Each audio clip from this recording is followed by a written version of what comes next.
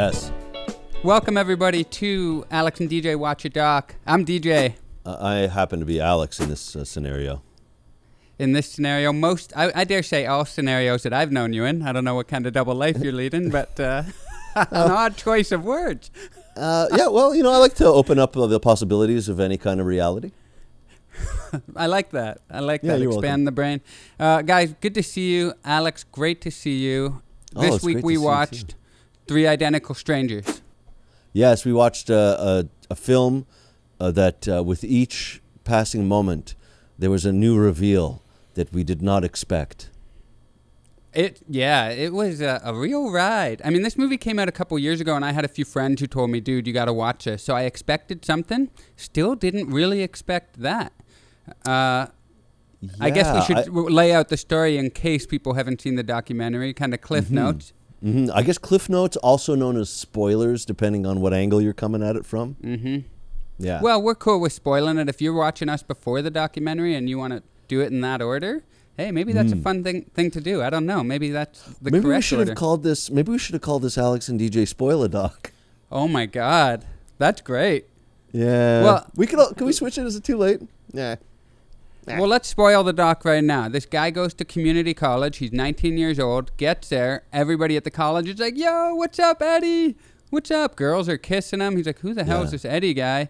A guy who's friend with Eddie, who knew him the year before at this college, goes. They run to a payphone. They call him. Jump in a car. Go see him. Turns out it's a twin he never knew he had. Yeah. Another twin sees it on the news. It's like, hey, that's me. Sees him in the newspaper, contacts him. All of a sudden, we got triplets being reunited at the age of 19. They never knew they existed. They thought they were just one of one. Then it's like a whirlwind of TV shows and fame, and leads to opening a restaurant together, and then then suddenly they realize the dark secret behind all this. Now, do we want to get into the dark secret, or do you want to talk about it kind of as we approach it? Because I feel like even just what you said, I wanted to comment on a few things that had happened. And of course, let's start with the lightness before it got dark, because it was in the beginning when they were doing that media whirlwind and everything. Yeah. It was a fun time. Sure, everybody was having a good time. Although I do want to say that there was a moment where, was it Eddie who said that this could be, this is great, but it could be terrible, or something like that. There was a moment where there was some foreshadowing. He was, it was, when I heard that, I thought, ooh, that's definitely a tipping. There's a tipping going on. He's tipping something. Well, I mean, they haven't known each other their whole life, and then all of a sudden they meet each other, and they, in their words, fell in love with each other. And we just spent every waking hour together. Had a bachelor pad in New York City. They were hitting all that. They were hitting Studio 54 and all the hot nightclubs in New York at that time. It sounds like great fun. I'm just thinking there are moments though that I wanted to before we kind of get into like what they did, I want to analyze how they felt in those moments. Like the first time. You first of all when he's on campus and suddenly you're the most popular guy there without anybody knowing you yet. Yeah. That actually in some ways it's weird, but also like, oh wow, all the legwork's been done for me. I don't have to get to know anybody. Let's see how long I can get away with this for. But when the friend said, "Let's go call Eddie," I would have been like, "Hey, let's give it a couple days here, man. What's the rush?" Let's rekindle a few flames before we make a decision like that. Maybe I am Eddie in this scenario. Let's play it out, and then let me decide. And then there's also the fact that like they kind of jumped right into like it was immediate and amazing, and like it was like a love story. They just all the brothers. It was like a brotherly love story, Yeah.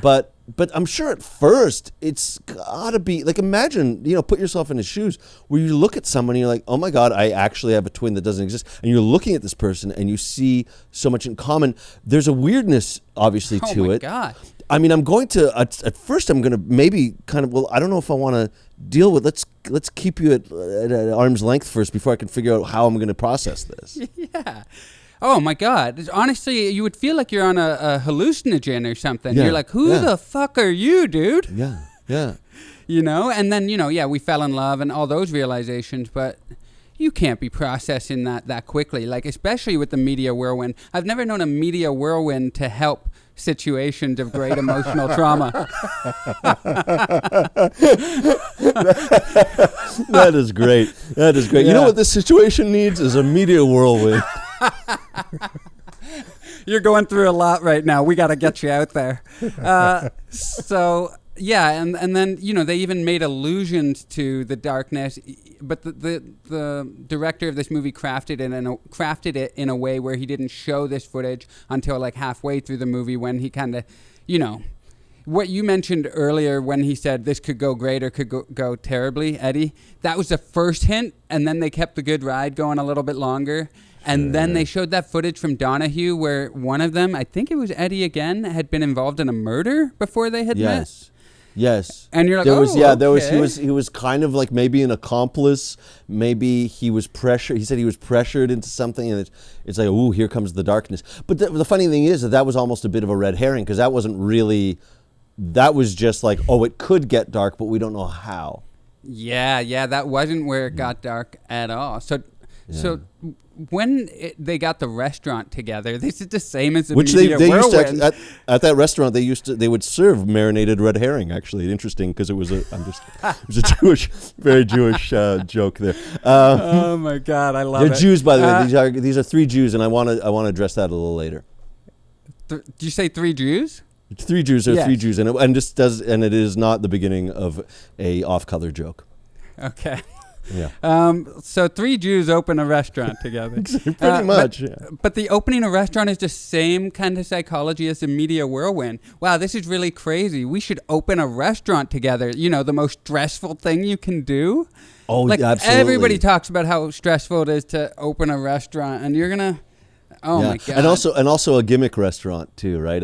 Triplets. Triplets restaurant, like triple. Yeah, and it's. I read that it was kind of that it was made to emulate another existing restaurant that was really popular. It's like Sammy's Romanian steakhouse or something, and so this was like it was actually called the Triplets Romanian, and so it was catered towards Jews with like old Jewish soul food kind of thing. Yeah. There's a lot Jewish about this. I read a few articles about the Jewish angle on this, which again, I'll get into that, but it is interesting because it is a kind of happened in the Jewish community. It did, and the Jewish Adoption Agency. What was that called? Louise Wise Services. And do you know what I learned? I actually read this really great article, and it was about adoption. It was a book review of a book that came out called American Baby: A Mother, a Child, and the Shadow History of Adoption by Gabrielle Glazer. And I read this great review of the book in New York Times. And I didn't know, but between 1950 and 1975, that was a period known as the baby scoop era, when the number of domestic adoptions exploded to, by some estimates, nearly 4 million.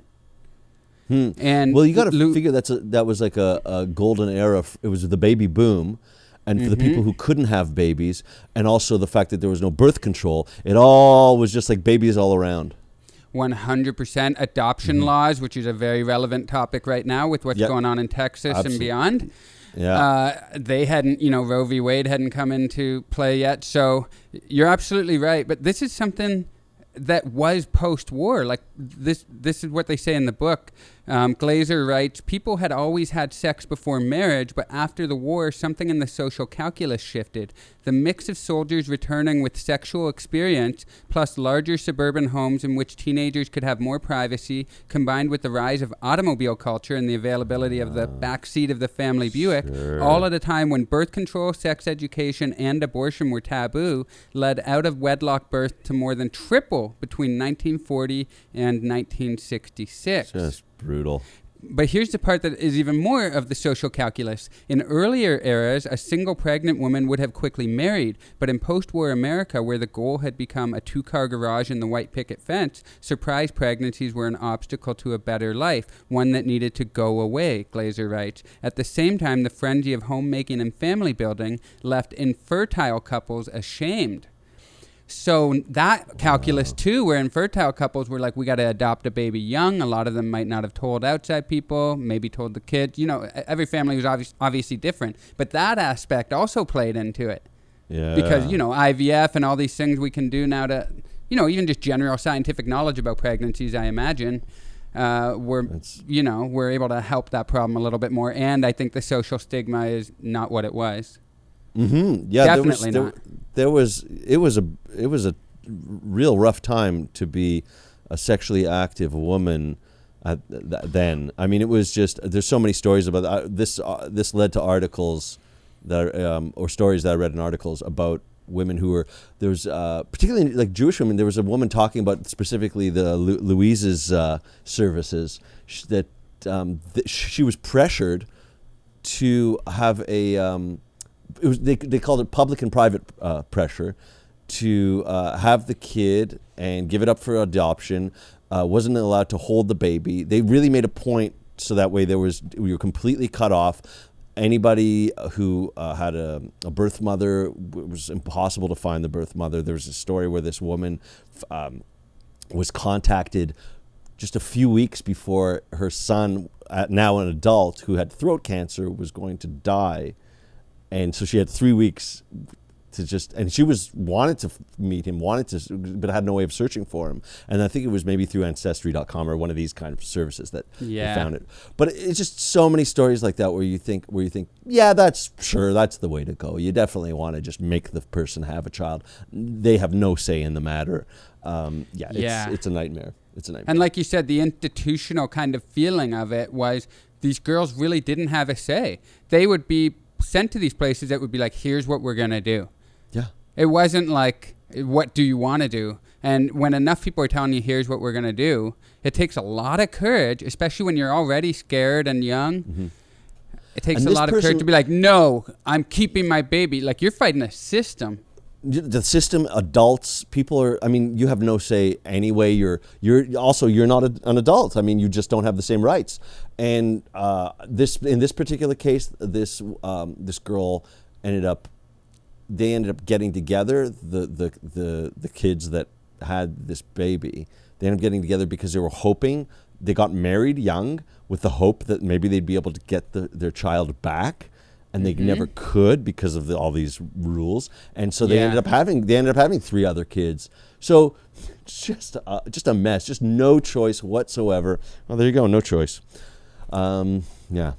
Yeah, and speaking of no choice, I guess we can get to the twist that happened in the movie, because it's not. I mean, it combines everything we just talked about the general era of adoption. Because if you look at adoption now, I think it said it was up to 4 million at that point, and it's down to, I think, man, I don't want to make up the number. I think there's only 43,000 children that are adopted now. That makes sense, right? It's funny how science steps in, and between birth control and fertility aids, you've got both sides covered, where you have you have your the control of unwanted pregnancies, as well as being able to have a kid if you might not have the immediate ability to have a kid. Yeah. The thing is the 43,000, by the way, look that up. I might be wrong, but it's really low compared to what it was. And then you already have that issue of adoption. But then it turns into, I mean, I don't want to, conspiracy. This is a government conspiracy in the name of science to separate 3 triplets. When they finally realized what had happened, they were separated on purpose by the Louise Wise adoption home. Yes. In the name of science, this doctor, a very famous doctor, was it Neubauer? Neubauer, yeah, he was. It's so ironic. All this stuff is so ironic. It's just history repeating itself in the worst way too. Because Neubauer apparently was a refugee due to the Holocaust, due to the Nazi regime. So here he is, and this kind of thing started happening about 10 years after the Nuremberg trials, where they had the Nuremberg Code, which essentially was to stop people to conduct experiments on unwitting or people who hadn't given their consent. So this happened. What Dr. Neubauer did happened 10 years after the Nuremberg. Yeah. Well, I mean, I think it was more than just. I think it was more than just him. It was, but I think, it was pretty much. It was pretty much Louise's services, and I think it was more than just. I think it wasn't just Neubauer. But the point is that this happened very shortly after, and these are people. This is happening within the Jewish culture. This was like there's a whole backstory with Louise and how she formed this adoption agency, and it was for the Jewish community, and yet here they are treating this Jewish children as though they're lab rats. I mean, he mentioned he used the word, this is like Nazi shit. He actually said that. Yeah. One of the kids. Yeah. It made me, and you're probably way more well versed in this just because you are Jewish. I think that's a safe assumption, but I didn't know much about Dr. Mengele. Right. I'd heard of him, but I did not know he was doing studies on twins during World War II and separating them. Yeah. And so what you're referring to, just in case people are as in the dark as I was during that he had concentration camps where he would, if he saw that there were twins or triplets or more perhaps, he would separate them and not kill them and conduct terrible fucking experiments on them. Brutal. Like, reading about this made me sick to my stomach. So it's vile. And then I didn't know he got away with it. He was one of the guys that went away to what country was a big Brazil? haven for it wasn't Brazil, it was another South American country. Argentina? Maybe? It was Argentina. Yeah. So when you know that history, the fact that Dr. Neubauer was a refugee of that and began, I mean, maybe in his heart he really thought the way he was conducting it was, he obviously wasn't killing these boys or anything like that. He was, and women, there were more than just the triplets that were a part of it, but he was sending them to homes, and in his mind he was probably like, well, they're all going to get decent families, and what's the pain of them not knowing the other one exists? The road to hell is paved with good intentions. It's weird to see Jew-on-Jew crime like this, but I was thinking like it isn't untypical, because the intention was for the betterment of, like, this would help children eventually, because even though this study ended up having no conclusions, completely waste of time, all it did was harm people. But the intention was, we're going to help. Not only are we going to help children, we're going to help Jewish children. That's why. It was well intentioned, the same way that this is at least 10 years, or around 10 years before Lucy and the Human Chimp, which was the first documentary we watched together. Yeah. Where it was the same thing. I know it seemed like it was only yesterday, but it was only a couple months. But that was the same thing. It was well intentioned. They wanted to do that not because they were intending to cause any harm to an ape, but they wanted to do it for the betterment of humanity in the future. It was a time of great exploration. It was just kind of like lawless almost in the pursuit of science. Mm-hmm, the lines were really blurred. I have a question for you, a thought experiment that just popped up in my brain. A doctor like Dr. Neubauer, hoping to conduct this experiment, with the ostracization, that Jews have already faced, he almost had to only do that experiment on Jewish babies, don't you think? Like, if it came out that he was doing that as a Jewish doctor to white babies, let's say, wouldn't he risk a lot more backlash, even though it's harmful that he did it to his own Jewish community? Do you see what I'm saying? That he almost couldn't risk it the other way? Or am I overthinking it? I think you might be right, but I think it's a matter of convenience probably more than anything. I think it's a matter of that he just knew he had access, he would be able to have access. The funny thing is, though, is that another thing that one of the articles I read made it plain was that this wasn't, I was darkly joking about Jew-on-Jew crime, but it really was more a classist thing, because Louise had grown up, had gone to finishing school, went to like even Episcopalian Sunday school, and it was this idea of the higher class trying to help the lower classes by trying to understand.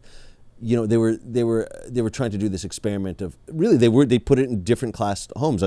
That's one of the things that they mentioned, was that one was the doctor was head of the family, and then another one was more working class, and then another one was I think somewhere directly middle class or something to that effect. Yeah. So that was, but then it ended up being that it was really more a matter of they were deciding, because this was really an experiment of nurture versus nature, right? That's what they kept mentioning.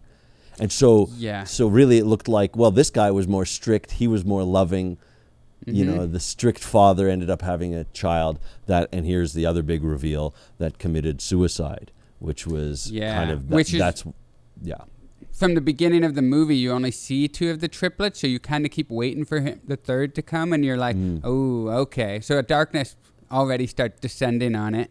Yes. And you brought up a really good point there, because the nature versus nurture thing ends up kind of being the whole premise of Dr. Neubauer's experiment. But they make it seem like, and we don't know actually, because this study was never published, which is fucking outrageous. But to do that to people, and then not even, after he passed away in 2008, I think, just locks it away. You're like, what were you doing though? Because if you're going to do that, I got to see the results. Yeah, there's nothing more irritating than an unfinished project.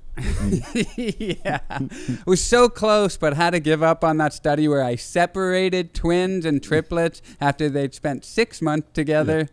But after a few years, I thought it was kind of boring. I let it go.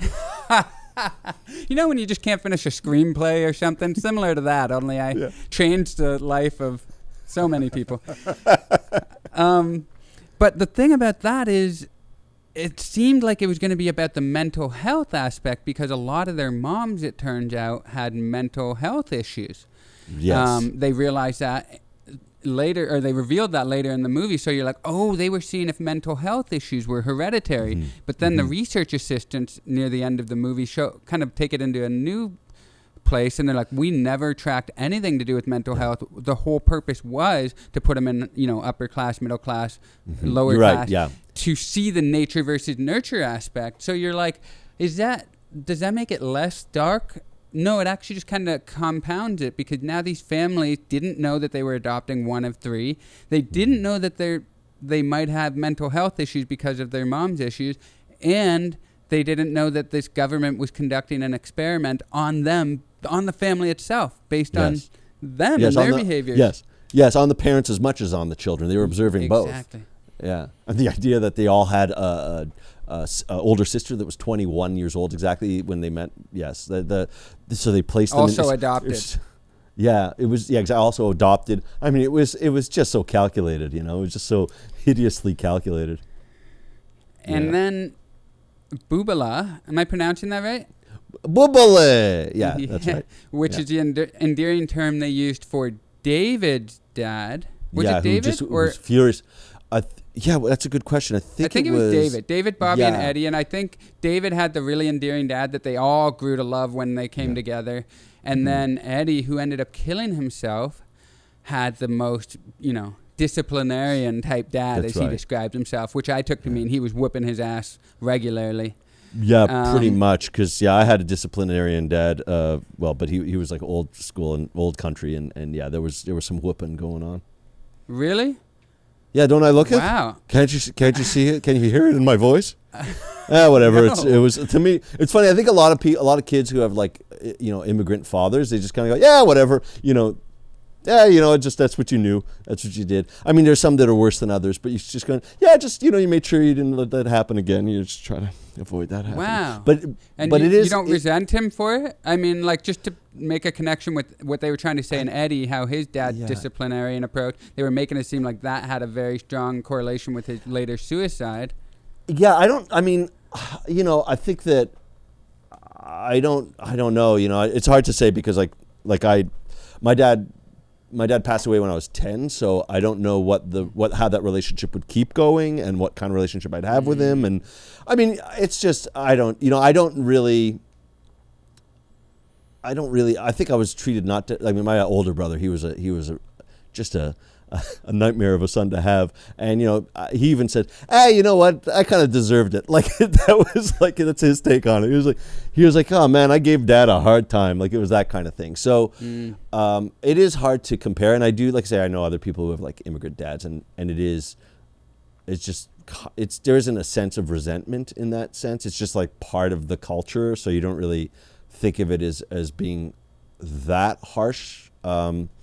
But it is. I mean, I don't. It just is, right? That's all they know. Their parents were even more strict than they are. That whole thing, and this guy, that dad. He said, Eddie's dad was what I was interested to see him say. He was like, we didn't talk about problems. We didn't talk to each other. We protected each other. It was a nice family. Like, you hear the first two sentences and the third sentence, like, how do those match?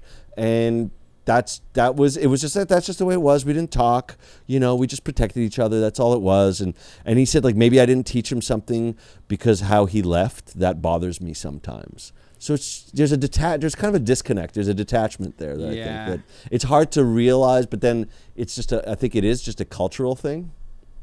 Cultural, also, I mean, that's an old man who probably lived through and fought in perhaps at least one war, I'm going to say, from a different era. Like, there's so many factors that go into that type of parenting, that type of personality. So you can't hold it completely against him. You certainly can't blame him for the whole suicide. You know what I mean? Like, you can't blame only him. The way it was framed was slightly, but I will say, piercing blue eyes. I was like, I don't want to get on this guy's bad side. And he's like 95. The moment you saw him, there was something about his whole face. That there was a sense. Well, if I was to cast a villain of some kind, or some vampire type character. Anyway, it is interesting though how that really kept coming up as the nature versus nurture, because they weren't clones, right? They're twins. They're not exactly the same. I mean, like, I've grown up with twins, and I could tell the difference between the twins, because one had a kind of different quality in the way they held themselves, and they grew up in the same home. So it's not to say that they're going to be completely exactly the same. I feel like that. I think. So did you take more nature away than nurture? Like, is that what your final assessment is? I just think it's funny because they ended by saying nurture. It's definitely nurture. Everybody, all the people interviewed were saying it's definitely nurture, and nurture. Nature is definitely there, but nurture can change everything and that sort of thing. And I think that nurture could definitely change a lot of things. I don't disagree with that, but I think it's a mix. I think it's like everything in this universe. There's a bit of both. It's like forever they thought light was a particle, and then it turned out they thought light was a wave. Well, now we realize it behaves like a particle and a wave. So I just think I'm still both. Team particle, never a wave. No, I know the way you are, because you got your vibes are off. That's why you got bad vibes. If I can't conceptualize it, it doesn't happen, man. Yeah. Okay. Well, good luck with that. Moving dark forward. Matter, more like a bullshit. I'm more team nurture than you. I obviously, to go the flip side of what you said, I know that nature is a huge part of it. Obviously, it's in our genes. We can't fight a lot of this.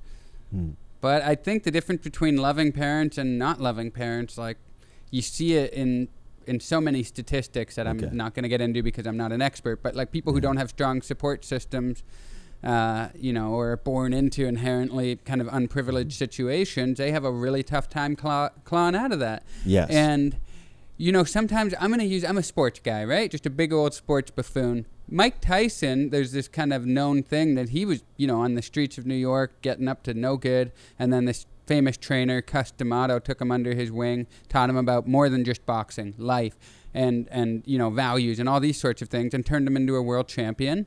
And, whatever his other faults are, I believe he made him a better man. If Cus D'Amato doesn't come along, I guess what I'm saying is not everybody has a Cus D'Amato from birth or at any point in their life. So I strongly believe in the nurture element, even though I know nature plays a big part. I don't think it's a coincidence that Eddie had the most troubles, I guess, is what I'm saying. Okay, but I think that it will definitely make a bad situation better or a good situation worse, in terms of, like, if it's a good person who's nurtured poorly or a bad person who's nurtured well. But you haven't met my oldest brother, and we come from the same parents, and I mean, he was just not easy to bring up, and I was the opposite. My mom would talk about, like, how I was just so easy to bring. I was just very, very behaved, very, very chill. And my oldest brother was like, when he was a teenager, his first chance he'd get, he started hanging out at pool halls and hanging out. It's the same family, right? So I see what you're saying. So it's just, again, it's just a matter. It's not to say it can't affect it. It's not one thing. That's the whole point. Is that they both play a role. Yeah. Agreed. That's it. We agree. In the end, I can't argue with any of that, of course. Right. I think we'd be more entertaining. You know what? I'm putting my foot down. You're full of shit, Alex. It's all nurture. Yeah. Let's be one of those podcasts that just argue for the sake of arguing. Alex and DJ agree on everything. So, but there is, it is, I do find like the concept though of the ethical, standards in scientific research is quite interesting, particularly now particularly because we're talking about twins, we're talking about nurture, we're talking about nature, we're talking, it goes into the direction of genetics, right? And recently, a couple of years ago, you had this guy, Doctor, I don't remember his last name right now, but he's the Chinese doctor who tampered with some of these babies' genes in order to try to make them HIV resistant without their knowledge, without anybody's knowledge. In China? And yeah, it was like, so he became kind of the first to experiment on fetuses, but he did them, again, here it is, it's without consent. So, and just across the board. What was the end result? We don't know. Are these babies alive? Are they people? Yes. This was only a couple years ago, so they're still babies. The scientific community just across the board had denounced it, and so he felt somewhat proud of what he did, but there is quite a bit of shame associated with what he did. But the problem is that you do genetic testing. It's not just a matter of just consent for its own sake. It's also the idea that you are not only getting the consent of the person who you're who are doing these experiments on, but this is what they call a germline. What do you call it? It's like so this is like CRISPR. This is the whole idea of genetic editing. If you edit something, that it will affect generations ahead. So if there's a mutation that occurs because of it, that mutation will then be passed on to the generations moving forward, and also any population around that, if it's something that could be passed on to any population around those people. So it's just everyone around is getting affected by this. So that's why it's ethically questionable. And so there's just a lot of that. And again, as I say, that came out of, they were talking about how, in this article that I read, where they're talking about this kind of thing that happened down in the past. The Tuskegee, the syphilis study is well known, right? Yes. Right?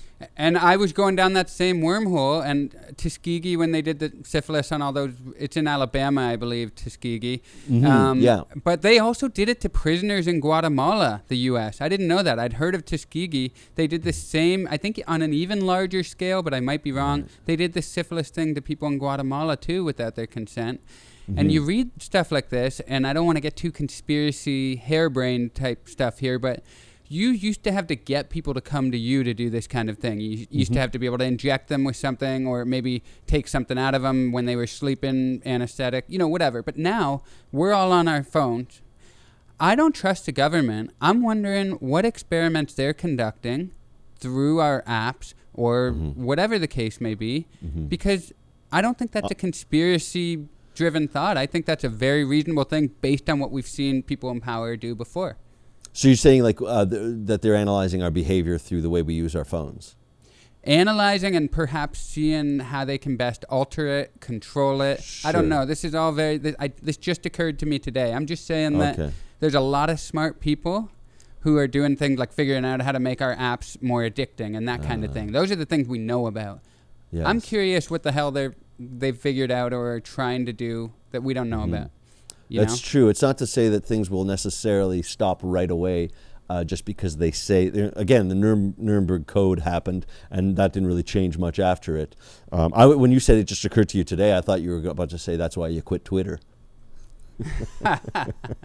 I think Twitter might be the most innocuous of it, and I'm gone from it. I think it'll be like the TikToks of the world that, I mean, we shit on TikTok last week too, but that one is really... I have to be sure I'm not just being an old man who's looking at newer things coming along and being like, that's dangerous. Sure. But it feels a little sinister. Yeah. Well, anytime that it's the only creativity is just dancing to existing things and doing karaoke and all that. And that's what gets a lot of views, is ridiculous. Not only that, but those girls are dancing, let's say, in bikinis, but you can't put a video up showing political dissent, but you can watch as many girls dancing in a bikini as you want. What kind of society does that create? So you think the government wants us to be horny all the time? Horny all the time. Because horny populace... It's better than politically active. Yes, a horny populace is an easily controlled populace. I don't know. That's one idea that just came to me, but the horniness has got to be combined with something else. Fear arousal and horny arousal, mixing them together somehow, some weird concoction I don't even know about. Maybe next time I'm at a protest, I get a boner. I don't know why. They've wired me differently. I don't understand it. So suddenly you have to leave and find a public restroom to relieve yourself. Everybody shows up to the protest all scantily clad. Nobody knows why. Suddenly it turns into a rave. E is passed around. David Guetta's there for some reason. Skrillex. You're like, how did this happen? This happened. I can't deny the beats. I was by the way, I did find that interesting when they did finally get the they finally got to take a look at the documents. It said at the very end where it said that 10,000 pages of the documents were released. And I thought to myself, finally we've got the documents. 10,000 pages. Shit, I want to read through all this. Yeah, exactly. And then you can't even find your name because everything's redacted. So they're really making it difficult for them. That's true. Yeah, that's and now you touched redacted. You touched on Ancestry.com earlier. This doesn't necessarily help them, the triplets, as much in this case, but that was a huge thing for adopted kids to find their parents. Before, if the government restricted your access, you were like, I guess I'm shit out of luck, but that's given people a new recourse. But that doesn't really help the triplets, but they got to see what they were being studied for, which I guess is some sort of, they didn't see any conclusions per se.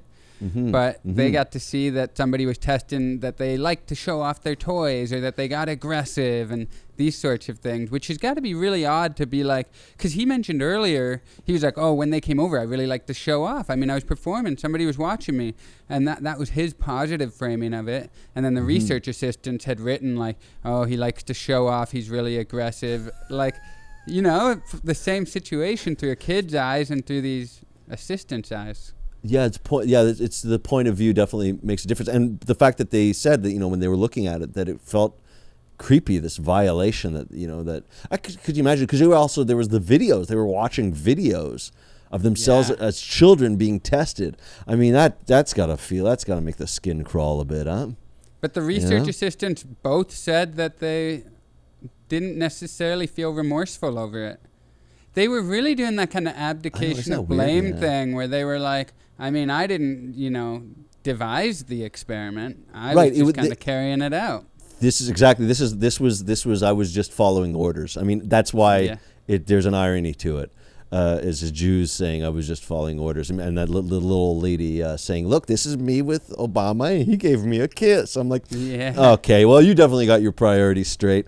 Or lips firmly on the ass of power, just like whatever I can do to get some taste of the powerful elite. Wake up, lady! They're never gonna accept you. You're a pawn in their scheme. I like that. I wish you were in the documentary. You're setting everyone straight. I just watched a new Steven Soderbergh movie last night, so I think I'm speaking like one of the characters in there. Matt Damon has a cameo in it where he's just telling them, like, you think you're part of the big guys now? Nah, we're always 5 steps ahead of you, you loser. He I remember that scene. No, but I remember that scene. That was there is an element to that that you get from this. Again, the power, those in power versus those who aren't. I mean, that it was because it was Jews experimenting on Jews. Again, it's just when in Jewish community you have this sense that we take care of our own. It's like we got to take care of Israel because that's how we defend ourselves. You got to take care of give to Jewish charities and all this sort of thing. And then you hear about a story like that, and it's like, well, no, even within any structure, within any community, there are going to still be hierarchies, power and class. Yeah. And I kind of felt that because I was sort of lower middle class Jewish, and I kind of felt like I wasn't really fully part of the club in some ways, right? I mean, I felt like we were kind of like, yeah, come to the synagogue, but you don't really have that much money or power, so you can kind of just step aside a little bit. It felt a little bit that way. You know what's really Fuck interesting? No, wait a second. That was sorry. That was unnecessary. No. I really love watching documentaries with you and talking about it after, because I didn't view it through that lens at all, the Jewish element. So it's cool to see that perspective, right? That's how you viewed it. Yeah. Well, these I actually just got this new prescription. They are both Jewish lenses, so that's how I was able to see this through those lenses. Yeah. No, I gotta get Jewish LASIK. Yeah, you should. LASIK. Jewish. LASIK. It actually does sound a little bit like a Polish Jewish name. It does, yeah. Yeah, Shlomo LASIK. So I was just gonna say there was all that. By the way, I did write this down as a note to myself, is when they said something when they were talking about the experience of like first watching the footage, that it was. There was a really incredibly emotional experience when they were watching the footage of themselves as kids, and that they were seeing their whole childhood play out. And I was like, well, I'd like to see that footage in a little follow-up mini doc. Let's see that footage. I want to see the kids. No, all right, that was stupid. But anyway, that was just a little note to myself. No, I mean, that is pretty. I wonder if you watched the footage, if you would see any more darkness in Eddie, like as a kid, because we really do set our patterns and behaviors at a young age, and I think that it would have been evident. Not to say like you look at 7-year-old Eddie and go, oh, that's the one that's going to commit suicide. I'm not saying it would be that cut and dry, but I would be curious to see if there were any clues present, because, I mean, they went through all this trouble of doing this study. One of the triplets did have a terrible ending of committing suicide. So I would be curious. Are there any hints? Yeah, I don't. Because sometimes when you watch those, three triplets like that, I when I watch them, I'm kind of looking for little minor looks in their eyes, just little things that might show a bit of personality that separates from the other personalities. Even just a photo of them, you can kind of see the way they smile, the way they might hold their bodies, things like that. So you can gather a little bit, I think, from just a quick blink view of it. We didn't even get into the fact that the reason they got so popular is their story was incredible, finding each other and at the age of 19. But we didn't even really touch on the fact that they were like Hollywood handsome and really cool looking with their curly hair. And they had a look about them. Like, it was easy to see why they were a media sensation. They looked cool. Oh, yeah. When they talked about, like, they got an apartment together and started hitting the town together, and, like, everybody wanted to have them at their club, Limelight and Club 54 and all that, I'm thinking to myself, man, these guys, it was sex, drugs, and rock and roll. I'm thinking, I'm pretty sure, I can imagine there was a lot of all that at 20 years old, having all that access. They all smoked the same cigarette. So ridiculous. So ridiculous. Cigarettes were so, it's so crazy to see how acceptable cigarettes were back then. Like, you don't see them anywhere now. You'll see the odd ad or something, but back then it was like talk show hosts were smoking, talking to their guests. People were... it was just, wow. That's the biggest thing, how often they mentioned that they all smoked the same cigarette with no negative connotation. Not at all. Marlboros, they're Marlboro men, all right. Did you notice, by the way, how the end... I always find it funny when a documentary has to end on a little something to kind of give you just a little button to feel like... Tie it up. And they had the little button with the idea of that... what was it again? Because at the end they talked about there was no definitive conclusions and all that, and then it said many twins don't know there are still twins out there, like many of them don't know, and that anybody can walk around a corner and discover they have a twin. And I'm just like, that's just a little bit drawing you in. Maybe you have a twin too. That was. It. I know, I'm sure you did. That was a really effective. And when they ended it, I did see in my head, I've always thought how crazy it would be to run into a doppelganger. So they were really talking to me there. I think a lot of people share that. I had a joke that I was doing for a while that I just couldn't figure out how to make funny. But like, if I saw somebody who looked exactly like me, I think I would like kill them immediately. Like, I wouldn't ask any questions. I wouldn't try to learn how this happened. It would just be like, you got to die now. Wow. That's some sinister shit you got going on bouncing around in that noggin of yours.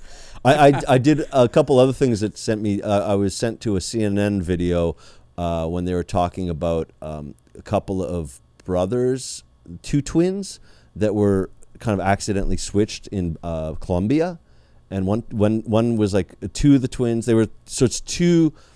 So the two twins got separated, right? So you got like one twin and the other twin. Sorry, one twin separated and the other twin separated. Two different families. One was like grew up in an urban household in Bogota. The other one in like no running water, no just like completely like out in the hills kind of upbringing. And there was one was like a little bit bitter about the fact that they didn't maybe get the opportunities that they would have gotten if they actually grew up in the home they should have grown up in. Mm-hmm.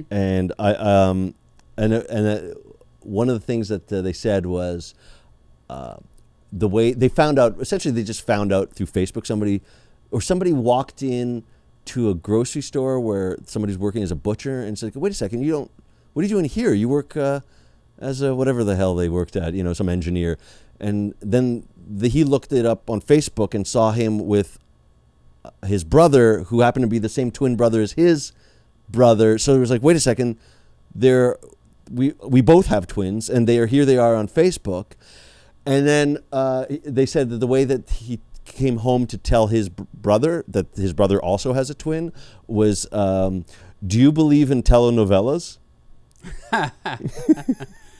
So hold on, they were quadruplets in the end? No, I know I explained it wrong. It is confusing. The guy actually brought like two lemons and two limes to show how it happened. So you have two lemons and two limes, and it was like he took one lemon and one lime, put it over here. That's that family. This lemon, this lime.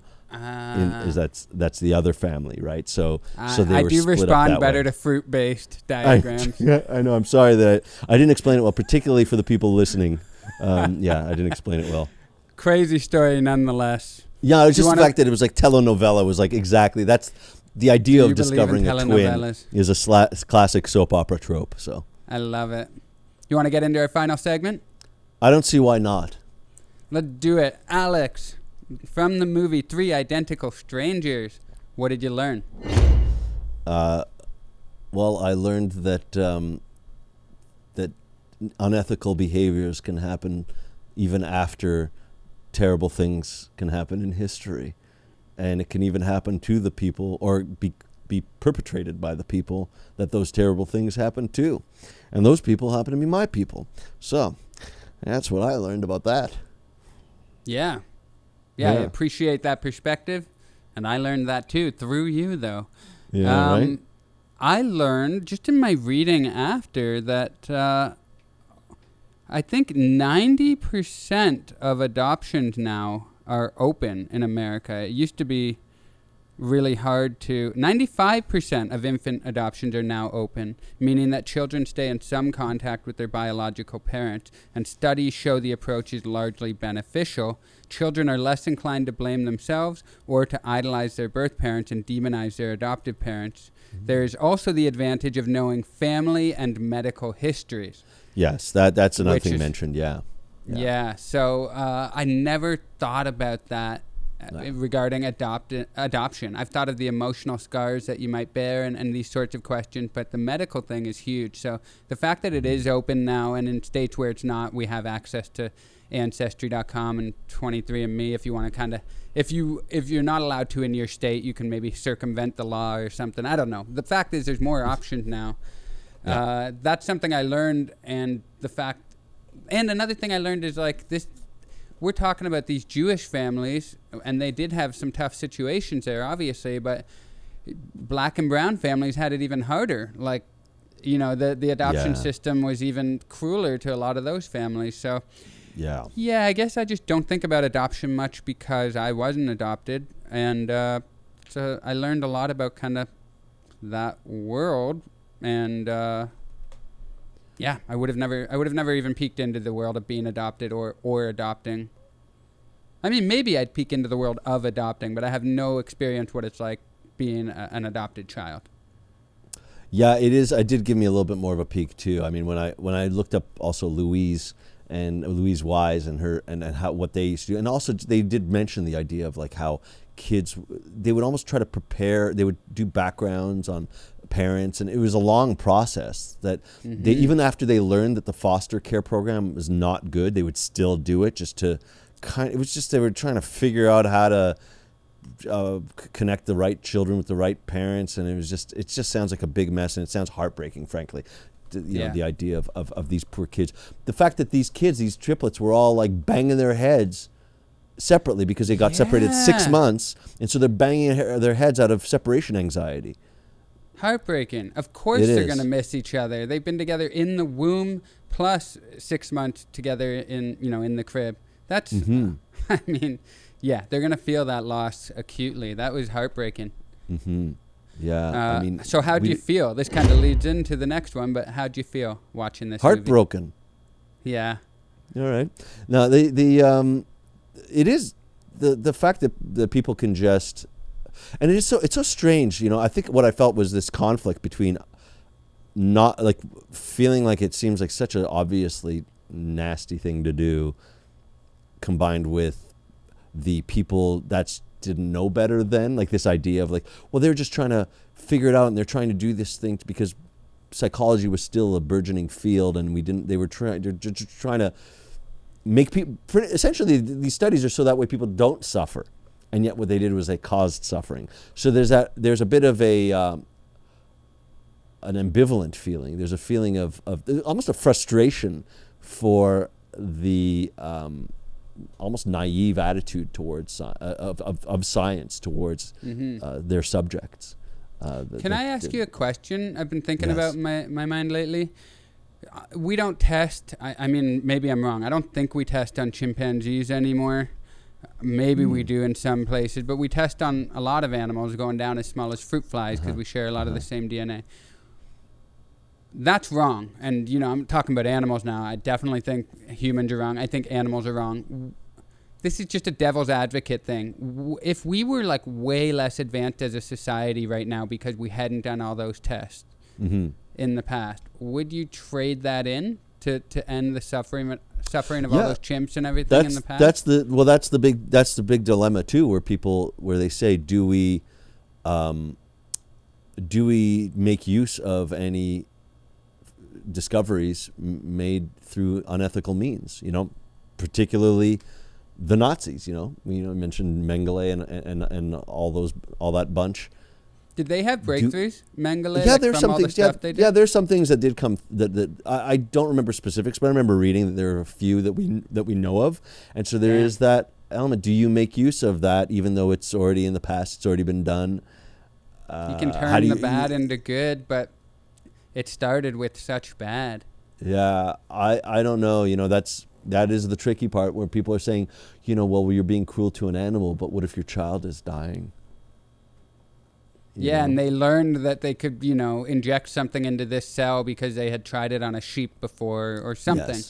Yes. I mean, you know? it's so fraught. This study was definitely wrong, but I can also see, if you go back to that time, I can also see how easy it would have been to justify it in their minds and saying we're not hurting them. If you just excuse the trauma of separating twins and triplets, you can really say in your brain, we didn't hurt anybody, we didn't kill anybody. Yeah. You know, and we're going to learn so much from this. I'm not justifying it. I'm saying it's wrong, but I'm saying I can see the mental calculus. Well, I think the idea of consent is much more prevalent one now than it maybe was in the past. 100%. Yeah. I felt heartbroken. I'm going to just jump on what you said. There was a lot of points in it where I felt I mean, the ending was like really like when they lost their brother. I was like, I do believe it would have been a different outcome if you had never been separated at 6 months. To go back to nature versus nurture, maybe Eddie still struggles with some problems that lead him down a dark path. But something changes if he's with his brothers, I think. Yeah, maybe the sort of support there, yeah. Yeah. Final question, where do we go from here? Ooh, that's a good question. Ethics. Be ethical. Don't do it because you can. Do it because you. What was it? What was the line? I was like, that's kind of fine on its own with that long pause. I was like, if that's all he's saying, I like it. Don't do it because you can. I was trying to paraphrase Jurassic Park. What's the line? Goldblum's line. Just because you can, because you could, Doesn't it mean doesn't you mean you should. Yeah, exactly. Agreed. But what That's is it, where we go from here. But we're so if it's could, wait a second, I just want to get that right. So if it's could, should, what is it? Can, shall? Shan't. Shall. Shad. Just because you can doesn't mean you shall. No, Yeah, shall's not it. Do you know what's really interesting is where do we go from here? I've been reading an interesting book lately called Hacking Darwinism, and by reading, I mean I'm 12 pages into it, and it's great. But there's just a lot of talk around, the way that we can map out a whole human genome now from an embryo. Mm-hmm. We can do that without the traditional way of creating a baby with sexual intercourse, and we can, through genetic testing, eliminate so many diseases, single gene diseases such as Down syndrome, which is one of them, or what's the one? Is it Taylor-Sachs? Anyway, Taylor Swift? Taylor Swift disease. You'll be wildly successful beyond your dreams.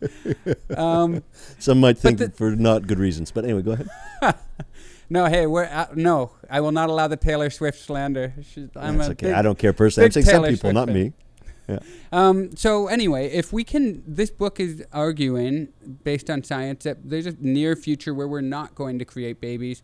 We're still going to have sex for pleasure and everything, but we're going to do everything we can to do it by combining an egg and a sperm and creating the embryo and testing so that we can reduce the emotional cost and the actual cost that comes with having all these diseases, obviously the pain. Mm-hmm. So there's a world in the future where we might not have people with Down syndrome, let's say, because everybody's testing it out of they're picking an embryo that doesn't have that characteristic. Yeah. Well, I mean, already I'm 15 pages into this book. I'm like, I guess that's good because most people, and I'm not trying to be mean because people with Down syndrome are wonderful, and I've met so many wonderful people with Down syndrome. I'm just saying that as a parent, you're probably, statistics bear this out, going to choose the embryo that doesn't have Down syndrome versus the one that does. But what future are we looking at there? In terms of where do we go from here? It's like, so what's the end point if we're doing that? Now we don't have people with Down syndrome? What people kind of with a world is that? No more people with special needs. Woo! Less empathy. I'm not saying that's the only reason they exist. I'm just saying that it kind of feels like that's not the world that I'd necessarily want to be marching towards.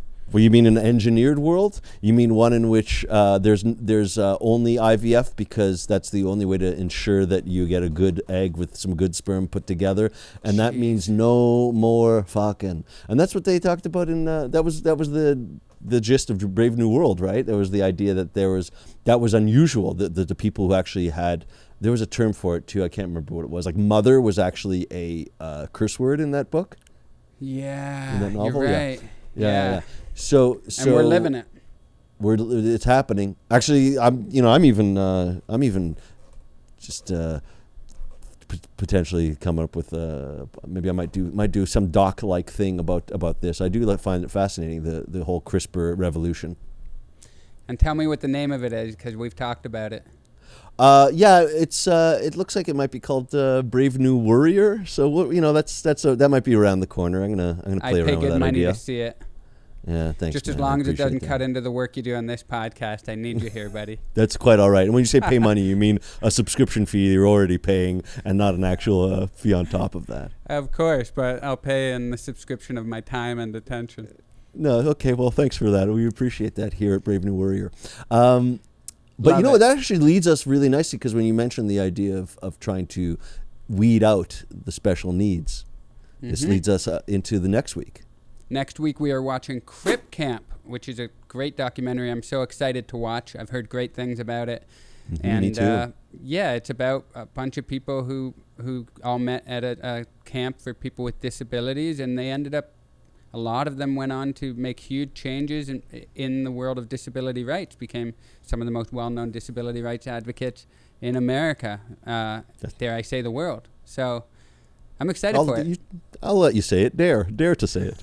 And this was a great episode too. The documentary, I loved Three Identical Strangers, the twists and turns, and it employed some of those new age Hollywood kind of dramatic Yeah. reenactment, but not to the point where yeah. I got annoyed by it. I Not thought it was too much. great. Yeah, you're right. There was a few times I neglected to mention earlier where they did repeat themselves. Strangely, I'd never seen that so many times where they repeat repeat footage they showed earlier just to remind you how it is relevant now, and they kept doing that. So that was kind I of a funny thing appreciated there. it for the purposes of this documentary. Every time they repeated it, I was like, great, I won't forget that when we talk about it because you've done it for the 12th time now.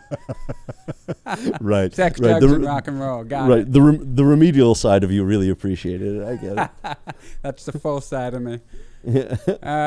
Well, okay. Thanks for watching, everybody. That was 3 Identical Strangers. We appreciate you as always. By 2 non-identical podcasters. A much less interesting movie. Absolutely. Well, thanks for DJ. watching, everybody. And I'm later. Alex. Bye-bye.